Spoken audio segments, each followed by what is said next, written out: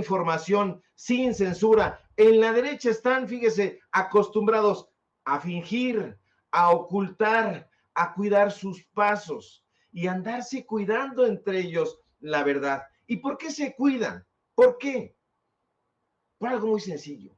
Porque hacen mal las cosas, porque mienten, porque delinquen. Y hay políticos, usted lo debe saber, porque desafortunadamente la historia de México es copiosa en ejemplos, se han dedicado a robar y a delinquir durante toda su carrera. Y esos políticos dejaron su pernicioso legado. Si estamos hablando de un legado agrario, en el caso de Zapata, también hay que hablar de este pernicioso legado, un legado de mentiras, de ocultamiento, de corrupción. Y en la derecha se dedicaron a crear organismos y mecanismos para ocultar sus robos, sus hurtos y sus triquiñuelas. Durante mucho tiempo en este país, usted lo recordará, sobre todo en la década de los 70 y particularmente en la década de los 80, comenzó a hablarse de transparencia, de rendición de cuentas. ¿Pero qué cree? Que solo fueron palabras vacías. La clase política, hay que decirlo a voz en cuello, no estaba dispuesta en realidad a rendir cuentas al pueblo de México. Y de ahí surgieron esta clase de engendros burocráticos como el llamado Instituto Nacional de Transparencia, un organismo burócrata, ineficaz y corrupto hasta las entrañas. Este organismo público memorioso no solo fue planeado y dirigido por la derecha, no, sino que peor aún, fue confeccionado para servir a los intereses de los conservadores. Y esos intereses tenían que ver precisamente con el ocultamiento de información. ¿Por qué nunca estuvieron dispuestos a la transparencia? Pues porque robaban, porque se atascaban del dinero del presupuesto. Pero si hoy se busca transparencia en México, por lo menos en los ámbitos políticos, es imposible encontrarla en el Instituto Nacional de Transparencia. ¿Por qué? Porque nunca la hubo, porque nació ese instituto corrompido, tan corrompido que Xóchitl Gálvez, la próspera empresaria de las gelatinas que fue candidata del PRIAN, llegó a tener contratos millonarios con el Instituto Nacional de Transparencia. Así que, híjole, hay que estar muy atentos con eso. A ver si tiene usted el video mi querido David, donde Claudia Sheinbaum, la próxima presidenta de este país, habla precisamente sobre este instituto. El tema de la transparencia, por ejemplo, no requiere grandes organismos y grandes burocracias para que sea una realidad. El tener grandes institutos, que es algo que ocurrió en México en el pasado, había una enorme corrupción, pero eso sí, se creaban grandes organismos para combatir la corrupción y de todas maneras seguía habiendo corrupción. Entonces, en el caso particular, por supuesto que nosotros estamos comprometidos con la transparencia, pero lo dije en el debate, lo dije en la campaña. Resulta que la que fue candidata del PRIAN tenía contratos con el INAI mientras defendía al INAI. Y se encontraron características de corrupción dentro del INAI. Entonces, el asunto es, ¿queremos que haya transparencia? Sí, queremos que haya transparencia. ¿Requerimos grandes organismos? Pues no necesariamente. Ya está la iniciativa en el Congreso y ya le corresponderá a los diputados y diputadas, pues, hacer esta revisión. Okay. Se tiene que trabajar en favor de la transparencia del pueblo de México, o para bien del pueblo de México, hay que decirlo también con todas sus letras.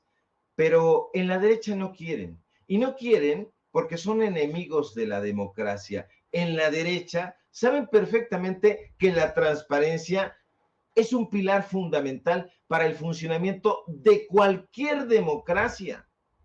Pero estos personajes que parecen tontos o deficientes mentales no quieren entender que la transparencia es crucial porque precisamente fomenta la confianza en la ciudadanía, ¿sí? Entre los ciudadanos y sus líderes políticos, pero eso les importa un bledo, les vale un cacahuate, no están a favor de la transparencia, porque si estuvieran a favor de la transparencia, pues estarían tomando el ejemplo de este gobierno. Ahí va a Sevilla a aplaudir al gobierno de López Obrador, como siempre están como cuchillito de palo ahí en la derecha, criticándolo a uno. Es que están las cosas ahí y las tenemos que ver.